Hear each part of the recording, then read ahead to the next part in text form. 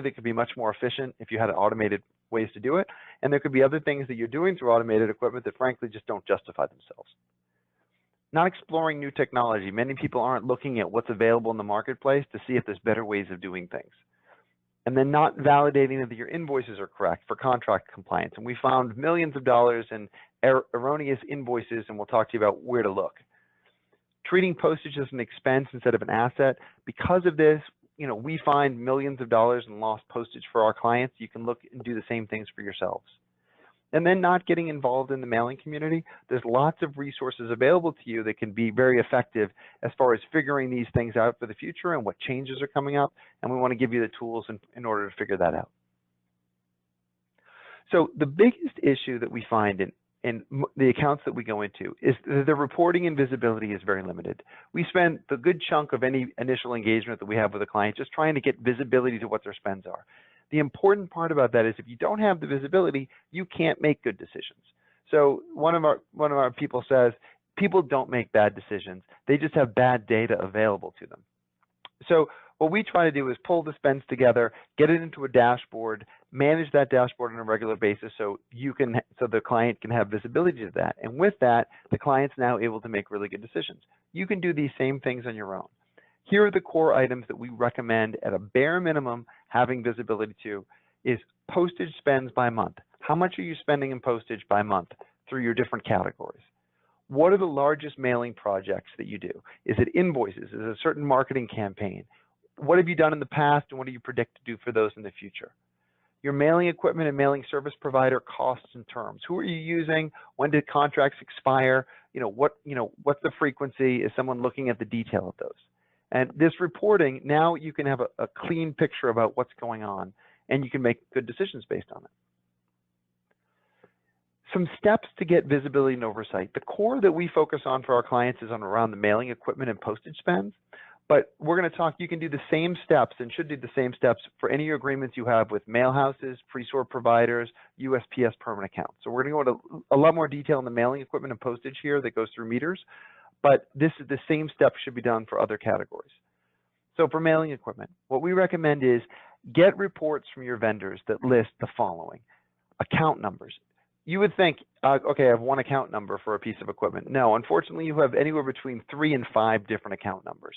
No matter who the vendor is, you have an installation account number you use for placing service calls and ordering supplies off of. You may have a lease contract, or you could have multiple lease contracts if you have multiple pieces of equipment. You have 1 to 2 different postage accounts, one if you prepay for your funds and one if you borrow funds from the vendor. And then you may also have a billing account number where you're consolidating different locations into a master bill to account. It's very confusing to know all these different account numbers. If you don't get them from your vendor, you probably will never have them. But bills could come through with different account numbers on it that makes it very difficult to link back to the location. Lease information. So with leases, it's very important that you know the following pieces of information for every lease. I don't care if it's mailing equipment or anything else. What is the rate? What are you paying for that? The term, is it 48 months? When's the end of lease date and what items are covered under that lease? The end of lease date is the most difficult because if you look at any lease invoice from any of the mailing vendors, they never disclose the end of lease date. So, and you might think, well, okay, I signed this contract 4 years ago, it's up now. The date you signed the lease isn't necessarily the date that your lease is expiring. It could expire anywhere between 1 month to a year later based on the type of agreement you signed.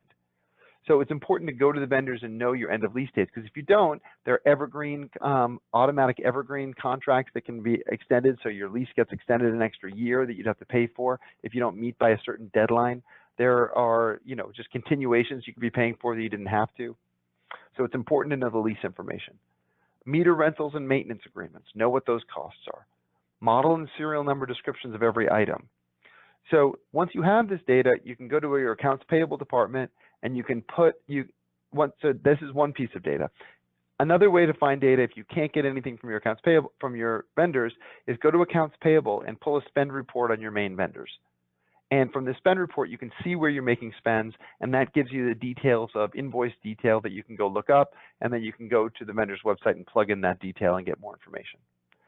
Enter any information you can onto the vendor's website, and that will give you a higher level of detail. And then monitor your invoices, postage balances, and inventory on the vendor's website, and we recommend doing this monthly or at least quarterly. Find all active locations with equipment. We manage fleets that have anywhere between 10 and 2,000 pieces of equipment, so it's important that this gets monitored. If you have one or two, it's not as difficult, but if you have hundreds, it's certainly something to keep up with. And then set up a schedule for continual review. So it's a little bit more comprehensive around mailing equipment, but if you're using mail houses and pre-sort service providers, you want to be able to look at bills, know what your charges are, know what your base rates are those matching your contracts? And the same for USPS permit accounts, whether it's business reply permits, whether it's postage due permits, maybe mail houses that you're using in different parts of the country that require permits, that you have to take out. It's a good idea to know where these permits are so you can maintain control. Not taking advantage of USPS savings programs. So there are a lot of savings programs available at the post office. I'm going to highlight the biggest ones, but I'm going to give you some of the core concepts to think about when it regards to mailings. The goal is to take a single piece mail. So think about you're going to send a number 10 envelope to a client. Well, there is 49 cents to send that piece if you were to bring it to the Postal Service. If you use a postage meter, it's 46 cents. So you get a 3-cent discount now by running mail through a postage meter or a PC postage solution. If you use a pre-sort service, and usually that means that you either have volumes of 500 or more pieces a day, or you have occasional mailings of 1,000 or more, you can get rates of 40.3 cents to 45.3 cents, so another savings. If you have enough mail where you want to do the barcodes on your own, you need to have 500 pieces or more to submit mail to the post office for first-class automation classes. You can get your mail, and you need certain software, and you have to bring it to the post office, so there's certain steps that apply. But you can get your mail from 37.3 to 45.3. If you can convert that piece, because it's non-personal in correspondence, and what that means, think about like a newsletter or a flyer or an invitation or an advertisement. Those are all the same. There's no personalized information like you'd have on an invoice or a statement or a check. You can run that marketing mail, and the price goes down further to 25.1 to 28.8. And if you happen to be lucky enough to be a nonprofit, you get even lower rates for marketing mail, where it goes down to 13.4 to 17.1. So one letter, depending on how it's sorted, grouped, and and submitted in the type of organization, can go from 49 cents to 13.4 cents. I mean, it's quite a gap. And so the question is, how do you apply for those?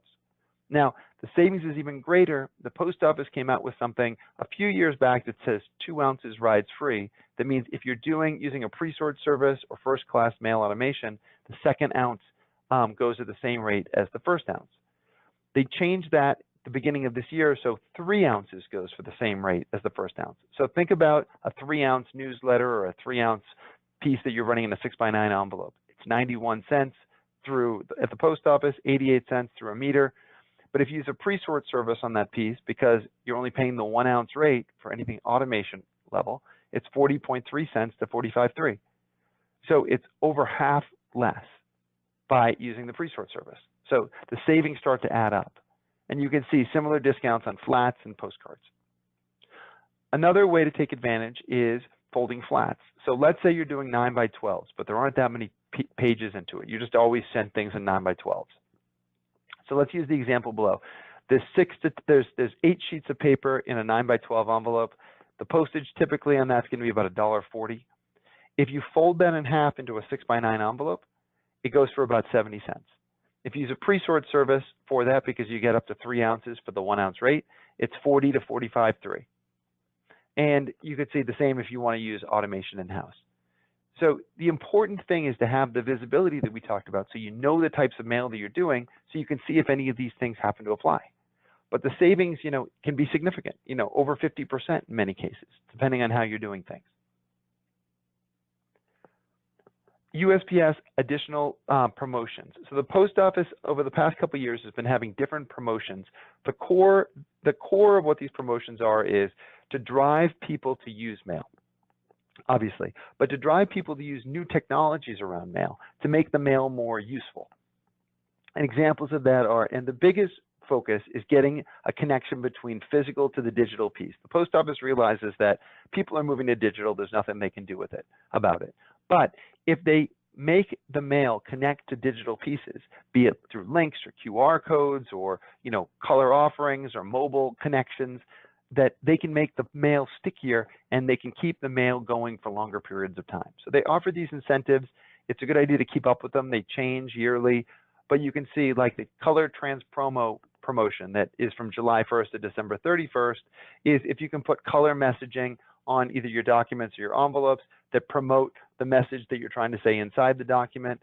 You know, mobile shopping is if there's a link to, you know, from your printed piece to a mobile site or a mobile optimized site, they give you further discounts. So it's important to know these if you're doing a lot of marketing work because the savings can be significant, especially if you do high volumes. Around packages, the most common package service is priority mail. Anything that you send to the Postal Service, you know, first class over 13 ounces automatically defaults to priority mail. So there's 3 classes of priority mail to think about. Retail, which is what you pay at the retail counter and through postage meters. Commercial, which is if you can submit the address electronically, sort of in this format that you see here in this picture, where you're submitting the address, a tracking number, and the postage and a postage barcode up here to the Postal Service on a 4x6 label. You're printing out a 4x6 label and then submitting the information to the Postal Service. They give you an average of a 14% discount through commercial base. And if you do over 50,000 priority packages a year across all your locations, you can apply for a commercial plus rate where you save an additional 3%. So at a bare minimum, we recommend to our clients that if you're getting the retail rates, if you're just slapping a meter imprint on it and maybe an extra barcode that's just generic from a roll, you're not getting the commercial based discounts. We recommend there are different ways. There are simple software tools that can do it. The post office has some tools that can do it. And obviously the subscriptions you can pay from your mailing vendors or through stamps.com, they can do this as well. But it's a great way to get a 14% discount. Also, if you're able to do these commercial rates, if you're using some sort of PC postage tool, the same comes true for first class parcel. So first class parcel is anything that's non-uniform in size that's not considered a letter or a flat. So think about something that's, you're putting in a padded envelope, something that's, maybe you want to put a pen or something thicker inside, a piece that you're sending or you're sending a small box. That goes typically at first class parcel. So retail means you just slapped on a postage meter imprint on it, or you brought it to the post office, and you can see the rates below as we listed. If you can submit the address in a 4x6 label through a software program, the postage rates is anywhere between 2 and 18% less. Now, the other difference is where first class parcel rates end at 13 ounces.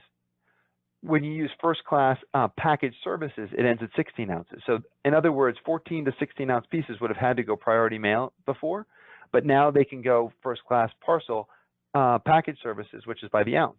And so the savings you can see are anywhere up to 60%. So we just showed some very simple ideas about saving money in postage and in shipping. And when you have the visibility, you can do these same things, but these are some of the latest trends and savings that you can take advantage of right away, hopefully. Reactive versus proactive return mail processes. So what steps are being done to address, to make sure that addresses get updated in your system for the next mailing? So reactive means you get all the pieces back and then you have to figure out what to do with them. Do you give them back to the department? Does someone type them into a database? Does someone call the client? Like what happens? Proactive means before the mailing even gets sent out in the first place, you're doing things to clean up those addresses. So this is the process used by best-in-class operations. They run their mail list before they run their mailing through a USPS CAS certified software. And what that means is the CAS system means it's a database that has every address in the country. So it knows 128 Main Street in Boston, Massachusetts is a legitimate address, and it can assign a zip code and a zip +4 to that. Then so that validates that it's a deliverable address that you're trying to send to.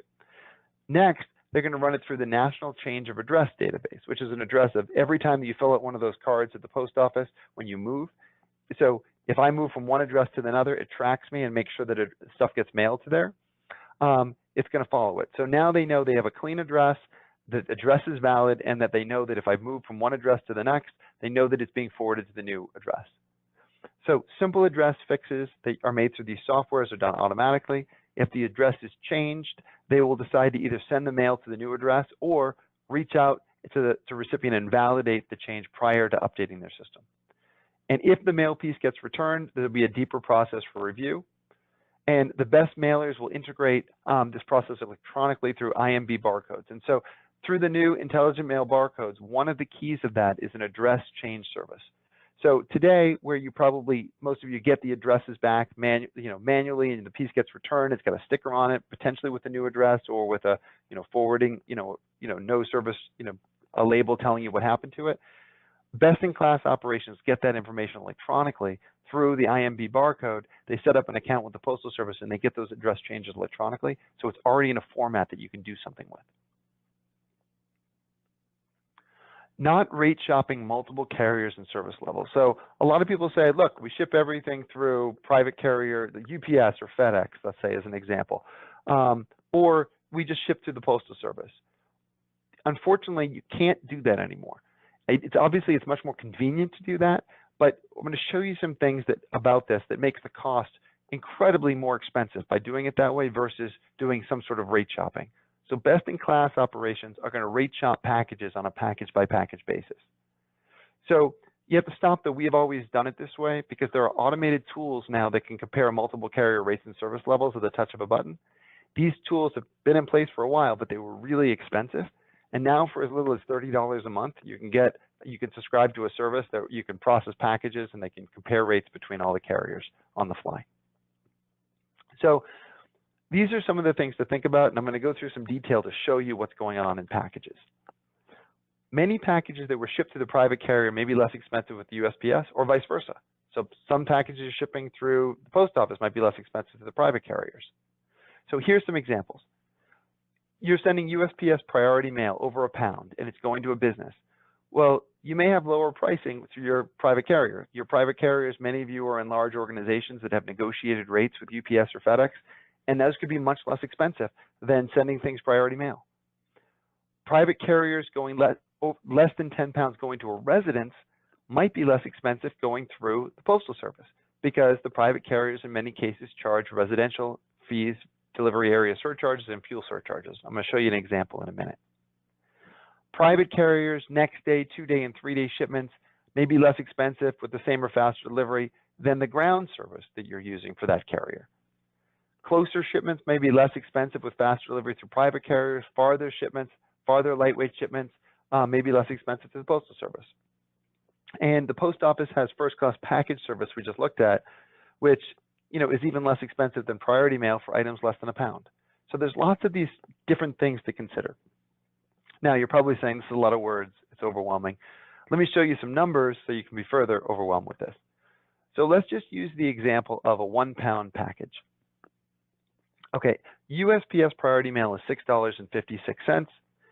If you send it 2-day service to the private carriers, it's $17.92 to $18.09.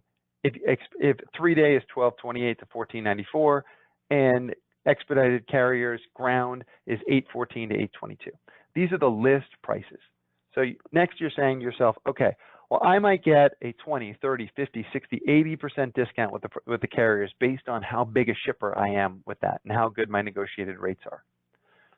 No matter how good your rates are, the typical comparison is priority mail to 3-day or ground. Those are the typical comparisons. And a lot of people do priority mail to ground as a comparison, so especially if you're shipping product. So the key thing is no matter what your discount is, all the carriers have minimum thresholds that say, so even if you get a 50% discount on ground, they're going to say, well, look, your ground shipment, the minimum shipping charges you can do is $5.50. That's set in every contract. Most contracts have a minimum shipping cost. So let's say it's $5.50 for this package, but it's going to a residence. So the private carriers charge $3.40 to $3.45 for residential delivery. And then if it's one of 23,000 zip codes, they charge an extra $2.30 to $4.20 for what they call a delivery area surcharge. Fuel is, they typically charge an additional fuel surcharge of around 5%. And there's address correction fees and Saturday delivery fees. So all that can make the package significantly more expensive than the Postal Service. But now the flip side is, let's say it's a £5 package and it's $10.68 to ship ground and you get a 50% discount and it's $5. that more than cover, and it's going to a business, it's significantly less expensive to go through the private carrier. So you have to look at it on a package by package basis because it depends on what you're sending. Okay, and to make matters even further complicated, in the beginning of 2015, there's always been this thing called dimensional rating. And dimensional rating is anything over a the way to think about it is anything over a cubic foot, 12 by 12 by 12. The carriers, UPS, FedEx, and the Postal Service don't rate it on its weight and distance. They rate it on the size of the box and its distance. So they'll say that, as an example, a 5-pound box, because it's big, might be rated at a 15-pound rate because of the size it takes up on their truck or flight. So all the carriers have always had this rule, and it's usually for over a cubic foot. The difference is in 2015, FedEx and UPS started doing it on every box, not just things over a cubic foot. So what it meant is that in these examples, you're sending, headphones, a woman's headphones that's 12 by 8 by 8. The post office didn't change the dimensional rating. They're still a cubic foot, so they still rate this as 1 pound, where FedEx and UPS rated it 5 pounds. This package that's 10 by 14 by 10 by 7, the post office is at 2 pounds, FedEx and UPS rated at 6. A pocketbook, 2 pounds versus 9 pounds. So you can see it make a huge difference in the rates because of this dimensional rating. No one can make these calculations themselves. It's too cumbersome to go over to your UPS system and then over to a separate postal system. The best in-class operations have a way to compare these rates on the fly side by side so they can make the right decision on a package by package basis. Not comparing in-house to outsourcing cost. So the big trend is organizations outsourcing mail functions to groups that have higher levels of resources, whether it's staff, equipment, or expertise. So as the mail volumes have declined, as more and more people have retired out of the mail industry, there's less and less expertise in it. So there's been more reliance on third parties, to provide this level of expertise. And on top of that, Post Office and UPS and FedEx rules have gotten even more complex, further demanding that people have use third parties to have higher levels of expertise. So the most common outsourcing that we see is pre-sort services. If you're not familiar, they pick up your mail on a regular basis, consolidate it with other mailers, run it through their sorters, spray the barcodes on the bottom right, and commingle it and submit it to the Postal Service. And they get discounts from the Postal Service that we saw, and those discounts we saw, and they split those discounts with you. Mail service providers, mail houses. So if you're doing large mailings, people used to do these things in-house, and now they're saying, you know what, I don't have the software, the equipment, or the people, I'm just going to go to outsource providers and let them do it. Or if you have lots of mail, and instead of and you don't have the expertise with your staff on site, you can hire a company that will bring staff and equipment into your facility, and they'll run your mail operation and print operation in-house. So it's a great idea to compare your costs of doing things inside versus using one of these outsourced providers to see which is more cost effective. And you'd be surprised at how the numbers can look. Working with only one vendor. So we were talking about this before. It's great to have long-standing vendor relationships. The question is, if you always rely on those vendor relationships, do you know what the market bears? Do you know what the proper rating is for that? When was the last time anybody did a bid to see, am I getting the best rates through that client? We do these bids for our clients all the time, and we go to clients where they've been using the same vendor for years and years and years, and we save 10 to 40%. Our average savings when you factor this in right sizing is about 60%. So there's money out there, and the reason is, the vendors get complacent. If they always have you as a customer, they don't have to be as aggressive as they have to be for a new client. We would probably say 70, 80% of the time, our clients stay with the same vendor that they had originally, but at lower price points. So if you're trying to do bids, here's 3 service levels that you can look at. For mailing equipment, Pitney Bowes, Neopost, Hassler, FP, and Stamps.com. Those are all the vendors you need to think about. There's a small other company called DataPack, but they have a very limited and niche application. For pre-sort services, Pitney Bowes is the biggest pre-sort service offering. They have about 38 or 40 facilities throughout the country.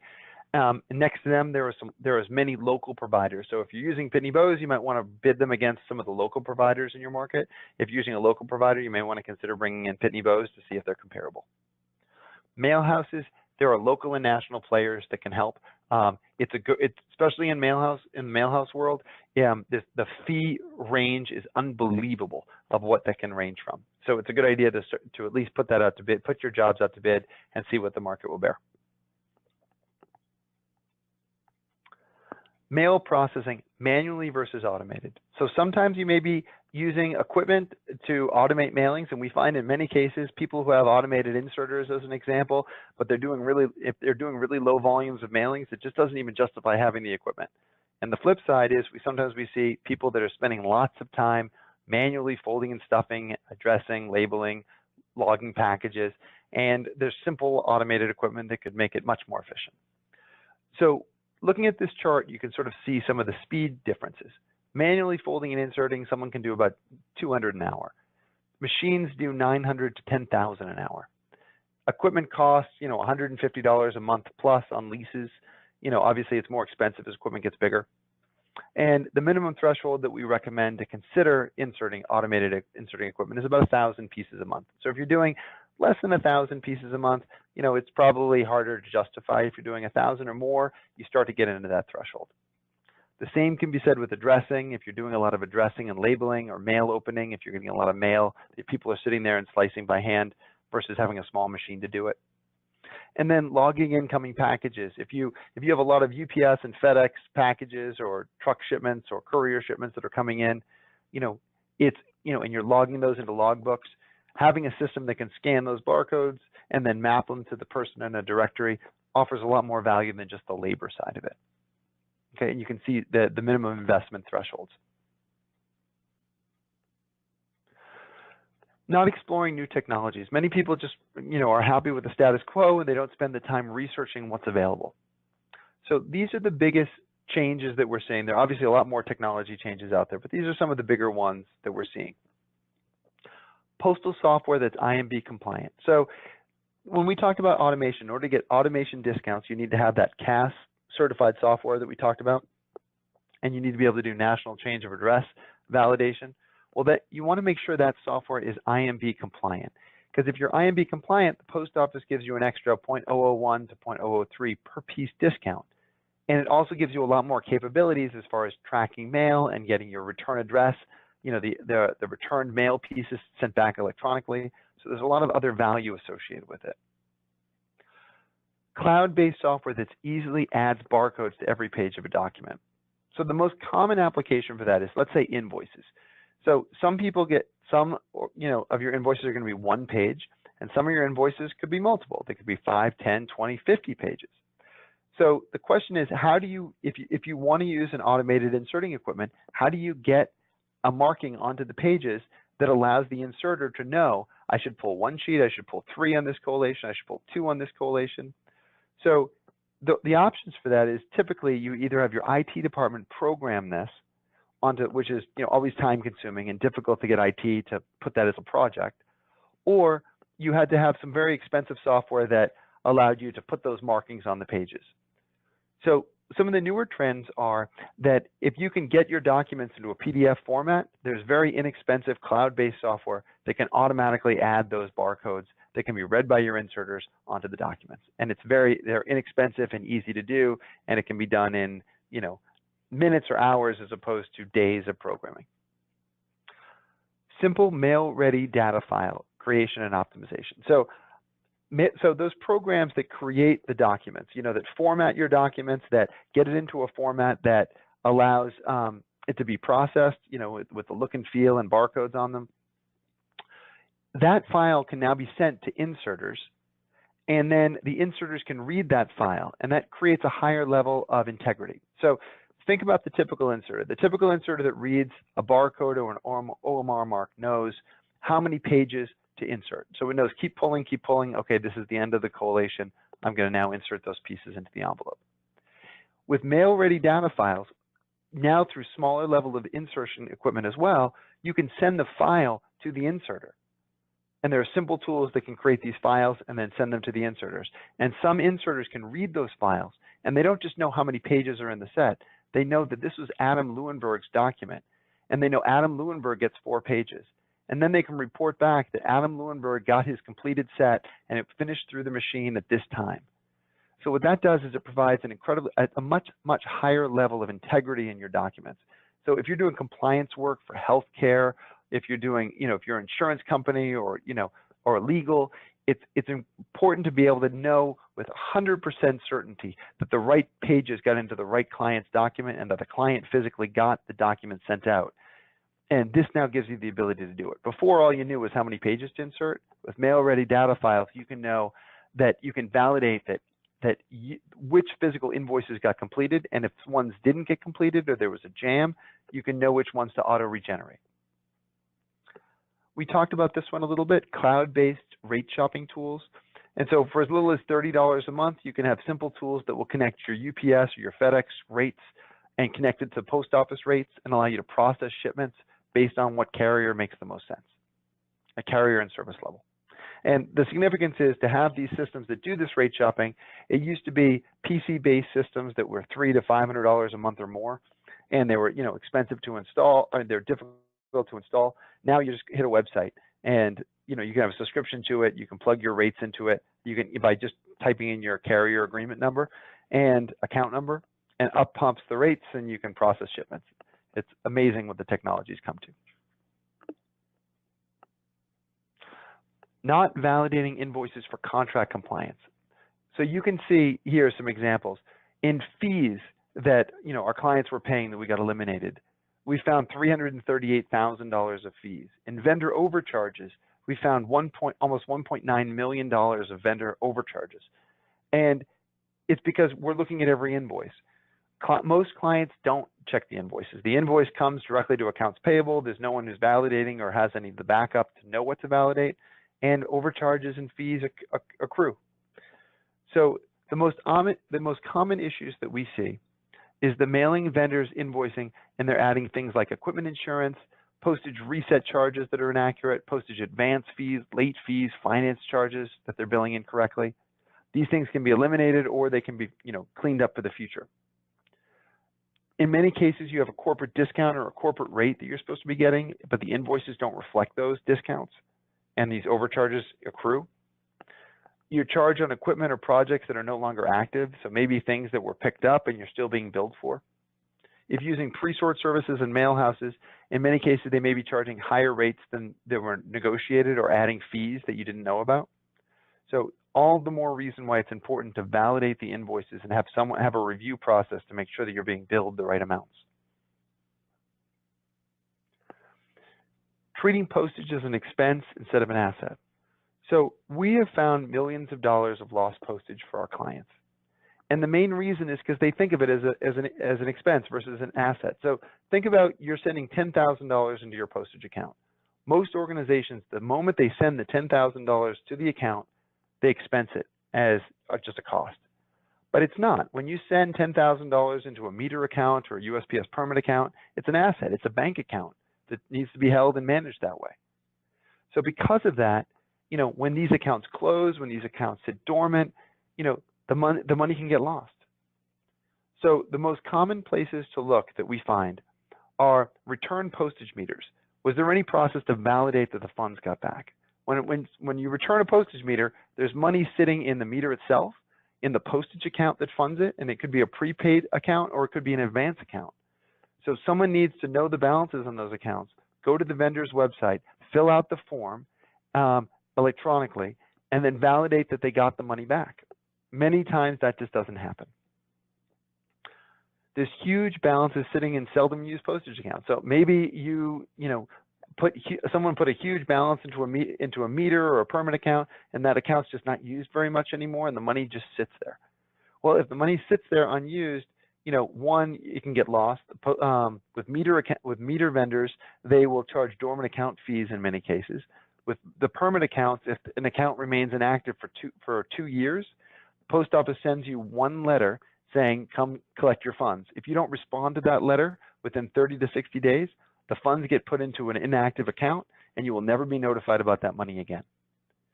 So postage meter and permit accounts with permanent accounts, it's even harder because a lot of people have multiple permanent accounts. So let's say you have a business reply account, a postage due account. Let's say you have mail houses you've done business with, and they ask you to set up permanent accounts close to the mail house to meet, their funding requirements. Is there any visibility to all this money? And this is where we find loss and lost funds and money that can be, returned. And then finally, not getting involved in the mailing community. So if you're processing enough mail, if this is part of your job requirement, if it's something that you have to oversee, there are lots of changes that come up. Hopefully you've seen something in this presentation of something you didn't know about before.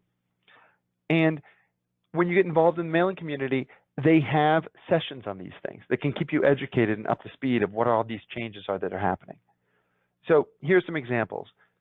Rate change meetings. So all the groups will have rate change meetings. We'll run rate change seminars as well every year, so you can keep a lookout for those.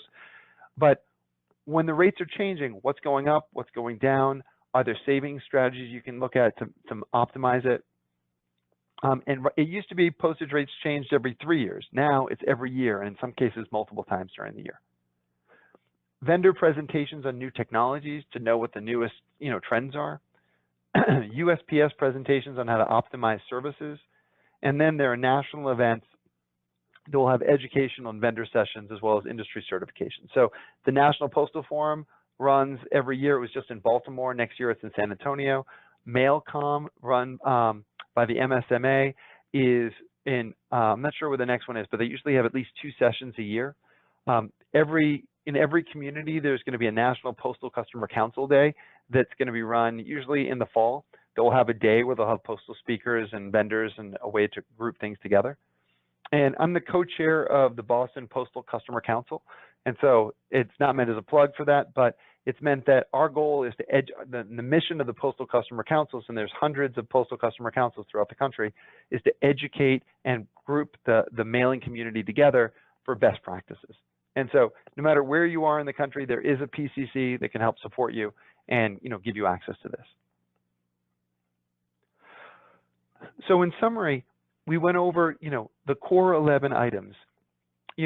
Our view is that everything starts with the reporting and visibility. If you don't have reporting and visibility, you can't take advantage of savings programs. You don't understand your return mail volumes and processes. It's hard to know about rate shopping because you don't know where your volumes are. But for all these things, it's just not being satisfied with the status quo. It's figuring out, are there better ways to do things? Looking at outsource providers, can you bid out current services where you've always relied on one vendor? Can you stop doing things manually and use automated equipment? Is there new technology that can help you? Are you validating invoices to make sure that you're not being overcharged? Could there be postage accounts and spend out there that you've missed that may be lost that you could get back? And then, is there a way to keep engaged in this to see as new things come up, how it can help you?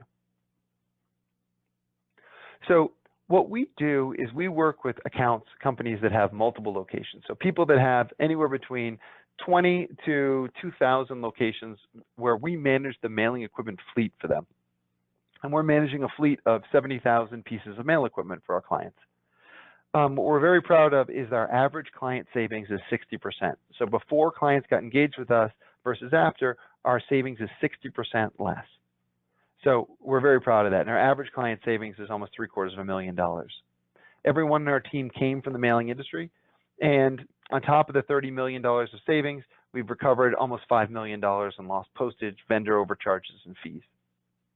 So if you need any help from the experts, we're always here for you. And if it's a simple question, we're happy to help.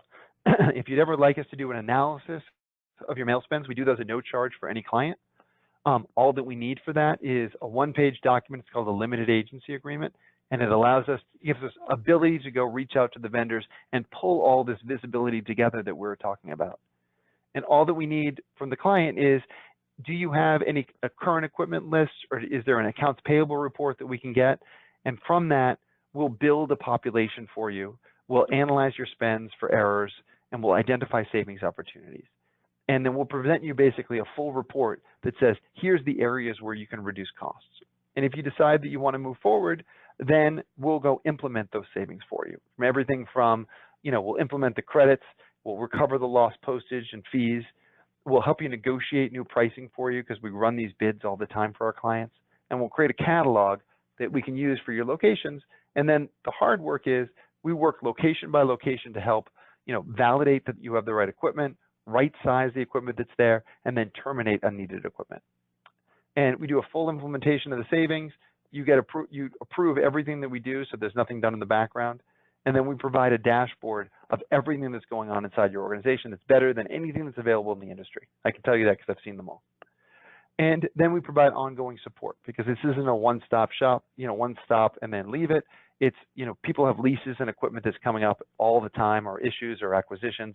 And so we're constantly managing this data for our clients. And typically we're on a contingency-based arrangement that if we don't find you any savings, there's no cost.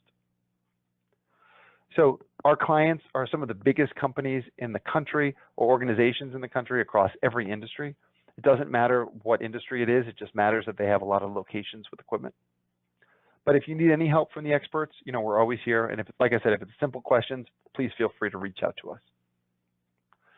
We try hard to educate the mailing community with sessions like this. We'll have rate change sessions probably in January when the rates change you can get onto. Our next scheduled webinar is how large organizations can save on mailing fleet costs. So we'll send out invitations to it over the next few weeks. So please feel free to join, and we'd love to have as many people as we can. And it's no cost for these webinars, and we'll keep you updated whenever we have them. So we want to open it up to any questions. Doris, do you want to give instructions on how to do that? Absolutely. So if you have any questions, you can actually just raise your hand and I'll unmute you, or you can type a message in the chat box and we'll do our best to answer them.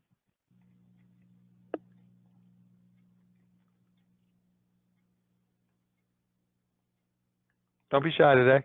No questions, bad questions.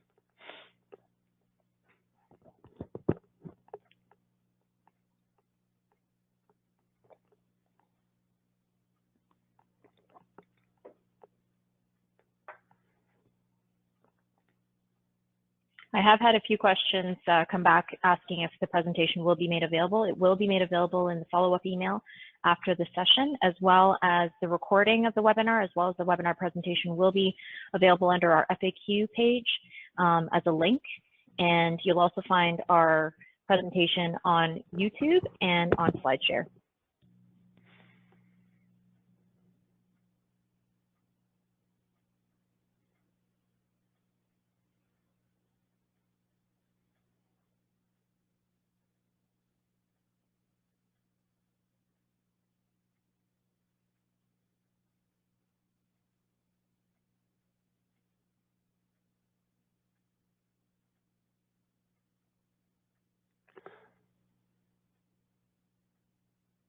Well, I'd like to thank everybody for joining today. And if questions come up in the future, please feel free to email either Doris or myself. You can see my email address below, adam.lewenberg@postaladvocate.com. And we appreciate everybody coming, and hopefully you got some tips that you can use in your own organization. Thank you, everybody.